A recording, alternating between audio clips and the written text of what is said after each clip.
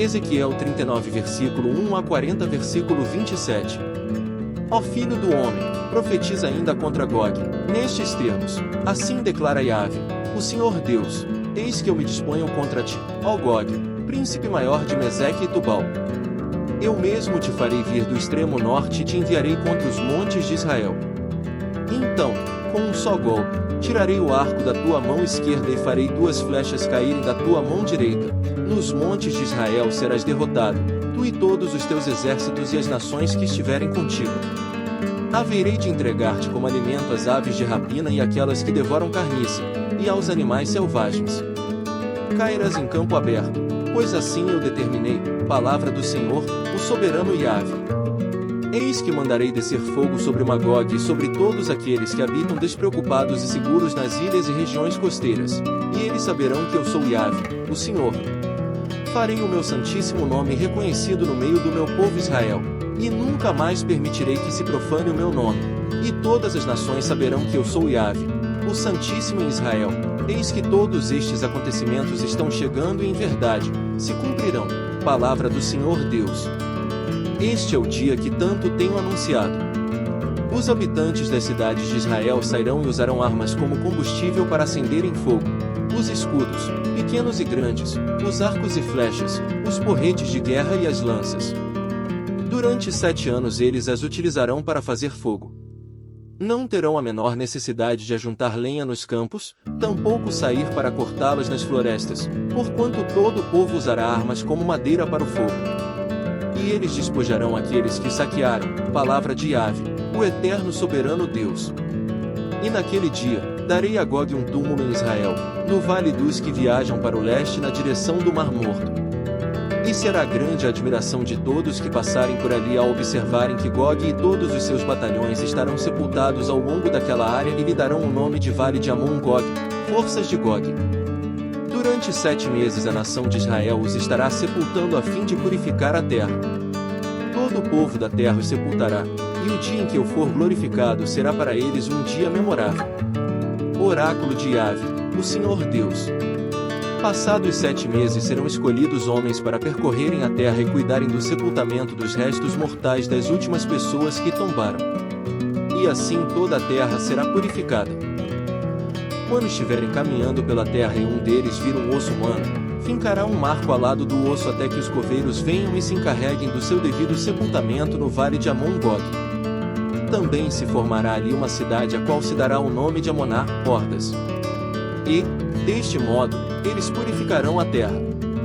Ó querido filho do homem, assim ordena o soberano Yahvé, o Senhor Deus: convoca, pois, as aves de toda espécie e todos os animais silvestres, ajuntai-vos e vinde, ajuntai-vos de todos os lados para o meu sacrifício, que eu ofereço por vós. O grande sacrifício nos montes de Israel. Ali comereis muita carne e bebereis muito sangue. Comereis as carnes dos poderosos e bebereis o sangue dos príncipes de toda a terra, como se eles fossem carneiros, cordeiros, bodes e novilhos, todos animais gordos de Baixã, Bazã.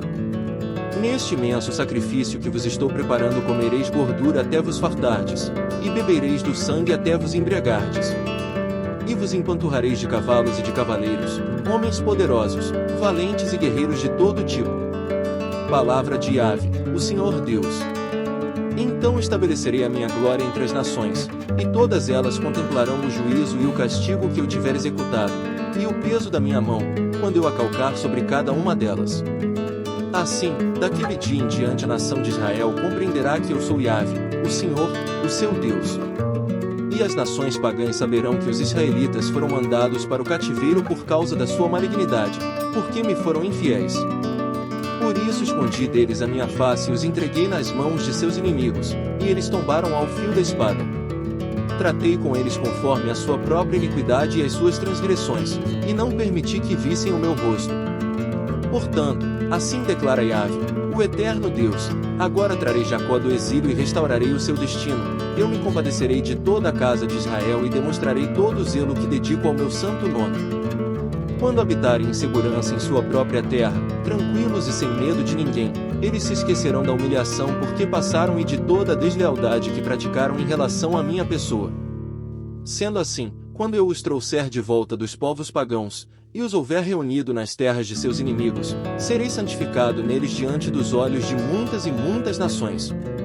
Então reconhecerão que eu sou Iave, o Senhor Deus, quando entenderem que eu mesmo os levei ao cativeiro entre as nações e eu mesmo os trouxe de volta para a sua terra. Não esquecerei de trazer do exílio uma só pessoa do meu povo, não mais esconderei deles o meu rosto, pois derramarei o meu espírito sobre toda a casa de Israel, palavra de Iave, o soberano e eterno Senhor. E aconteceu que no início do 25º ano do nosso cativeiro, logo no início do ano, no 10º dia do mês, 14 anos depois que Jerusalém foi tomada e destruída, no exato dia 10, a mão de Iave pairou poderosamente, uma vez mais, sobre mim. Então me senti transportado em visões divinas à terra de Israel, e Deus me colocou sobre um monte muito alto, sobre o qual, no lado sul, havia alguns edifícios que juntos tinham a semelhança de uma cidade. Deus me levou para lá, e eu vi um homem que parecia de bronze. Ele estava de pé próximo à entrada e segurava em sua mão uma corda de linho e uma régua, cana de medir. E ele me dirigiu a palavra com as seguintes orientações: ó querido homem mortal, filho do homem, prestai bastante atenção, firma teus olhos, inclina os teus ouvidos e guarda em teu coração tudo quanto eu passo a mostrar-te, porquanto foste trazido aqui a fim de que eu te revele o significado dessas visões. Anuncia, pois, a toda a nação de Israel tudo quanto vires. Então vi um grande muro que cercava toda a área da casa, o templo. O comprimento da régua de medição na mão do homem era de 6 côvados longos, com pouco mais de meio metro cada. Em seguida ele mediu o muro que tinha uma régua, isto é, 3 metros de espessura e 3 de altura em medidas longas de construção da época. Depois ele se dirigiu até o portão que dá para o lado leste, o oriente. Subiu os seus degraus e tomou a medida da soleira da porta, que tinha também uma cana ou vara de extensão. As salas dos sentinelas mediam 3 réguas de comprimento e 3 réguas de largura, e o espaço entre elas tinha 2,5 metros. A soleira da porta junto ao pórtico, em frente ao templo, media também uma régua de extensão. Ele também mediu todo o pórtico, e este ficava na direção do templo e tinha 4 metros de extensão e seus batentes mediam 1 metro de espessura. O pórtico estava voltado para a entrada do templo. A porta para o lado oriental possuía 3 salas de cada lado, as 3 tinham a mesma medida, os pilares dos 2 lados também tinham a mesma medida. A seguir o homem mediu a largura da porta, a entrada tinha 5 metros, e seu comprimento media 6,5 metros. Defronte de cada sala havia um muro de meio metro de altura, e os nichos eram quadrados, com 3 metros em cada lado. Em seguida ele mediu a porta, desde o teto de uma sala até o teto da outra sala. A largura de uma porta a outra do outro lado era de 25 côvados, isto é, 12,5 metros, da abertura de um parapeito até a abertura do parapeito oposto. Também mediu ao longo das faces das paredes salientes por toda a parte interna da entrada e totalizou 30 metros. A medida era até o pórtico que dá para o pátio. A distância da entrada da porta até o extremo do pórtico da porta interior totalizava 50 côvados, isto é, 25 metros. As salas e os pilares, as paredes que se projetavam dentro da entrada, eram adornadas por pequenas janelas com parapeito ao redor, como o pórtico, e as janelas, pequenas aberturas, rodeavam a parte de dentro, e os pilares, as faces das paredes que se projetavam, eram enfeitadas com palmeiras de tâmaras. Em seguida, aquele homem me conduziu ao pátio do templo, e dali eu observei salas e um pavimento ao redor do pátio. Havia 30 salas naquela área calçada de pedras. Este grande piso era adjacente às laterais das entradas e sua largura era igual ao comprimento. Esse era o piso inferior. Depois ele mediu a distância da parte interna da entrada inferior até a parte externa do pátio interno, o que totalizou 50 metros, tanto no lado leste como no lado norte. Ele mediu o comprimento e a largura do portão que dá para o lado norte, e para o pátio externo. Seus compartimentos, 3 salas de cada lado, seus pilares ou paredes salientes e seu pórtico possuíam as mesmas medidas dos compartimentos da primeira entrada. Tinham 25 metros de comprimento e 12,5 metros de largura. Suas aberturas, seu pórtico e sua decoração com figuras de palmeiras de tâmaras tinham exatamente as mesmas medidas do portão do lado oriental, a leste. O acesso a ele se dava mediante 7 degraus, e o seu pórtico ficava no lado oposto a eles. Havia um portão do pátio interior e que dava para o portão norte, como também um que dava para o portão do oriente. Ele mediu de um portão até o que ficava oposto e totalizou 50 metros. Em seguida ele me levou para o lado sul, e eu observei um portão que dava para o sul. O homem mediu seus batentes e seu pórtico, e eles tinham as mesmas medidas dos outros portões. Semelhantemente aos demais, a entrada e o pórtico tinham janelas, pequenas aberturas ao seu redor. Mediam no total 50 côvados, isto é, 25 metros de comprimento e 12 metros e meio de largura. 7 degraus subiam até ela, e o seu pórtico ficava no lado oposto a eles. Havia uma decoração com figuras de palmeiras de tâmaras nas faces das paredes que se projetavam em cada lado. De igual modo havia um portão que dava para o pátio de dentro, voltado para o sul. O homem mediu, e a distância até esse segundo portão era de 100 côvados longos, isto é, 50 metros. Tiago 3. Caros irmãos, não vos torneis muitos de vós mestres, porquanto sabeis que nós, os que ensinamos, seremos julgados com maior rigor. Afinal, todos tropeçamos de muitas maneiras. Se alguém não peca no falar, tal pessoa é perfeita, sendo igualmente capaz de dominar seu próprio corpo. Ora, ao colocarmos freios na boca dos cavalos, para que eles nos obedeçam, conseguimos controlar o animal todo. Observai, por exemplo, os navios, embora sejam de grande porte impelidos por fortes ventos, são dirigidos por um leme muito pequeno, de acordo com a vontade do piloto. Do mesmo modo, a língua é um pequeno órgão do corpo, no entanto se vangloria de grandes realizações. Vede como um bosque imenso pode ser incendiado apenas por uma fagulha. Semelhantemente, a língua é fogo, é um mundo de iniquidade. A língua está localizada entre os órgãos do nosso corpo, e pode contaminar a pessoa por inteiro, e não somente põe completamente em chamas o curso da nossa existência, como acaba, ela mesma, incendiada pelo inferno. Pois toda espécie de feras, aves, répteis e criaturas marinhas é possível domar e de fato, tem sido domada pelos seres humanos. A língua, contudo, nenhuma pessoa consegue dominar. É um mal incontrolável, cheia de veneno mortal. Com a língua bendizemos o Senhor e Pai, porém com ela amaldiçoamos nossos semelhantes, criados à imagem de Deus. Da mesma boca procedem bênção e maldição.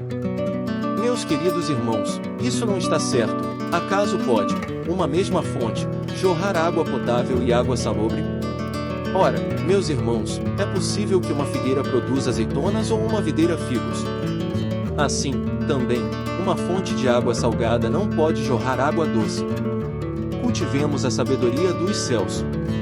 Quem, dentre vós, é sábio e tem verdadeiro entendimento, que o demonstre por seu bom proceder cotidiano, mediante obras praticadas com humildade que têm origem na sabedoria. No entanto, se abrigas em vosso coração inveja, amargura e ambição egoísta, não vos orgulheis disso, nem procureis negar a verdade. Porquanto, esse tipo de sabedoria não vem dos céus, mas é terrena, não é celestial, mas demoníaca. Pois, onde existe inveja e rivalidade, aí há confusão e todo tipo de atitudes maléficas. Porém, a sabedoria que vem do alto é antes de tudo pura, repleta de misericórdia e de bons frutos, imparcial e sem hipocrisia. Ora, a justiça é a colheita produzida por aqueles que semeiam a paz.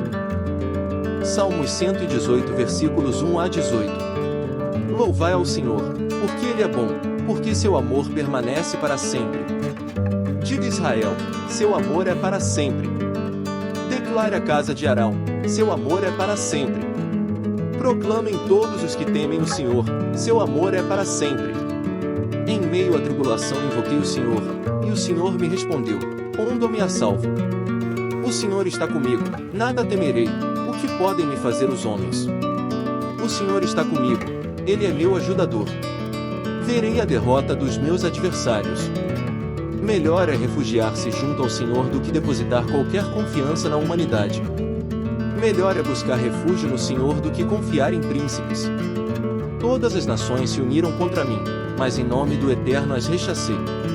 Cercaram-me por todos os lados, mas em o nome do Senhor eu as derrotei. Cercaram-me como um enxame de abelhas, mas logo se extinguiram como espinheiros secos, em chamas.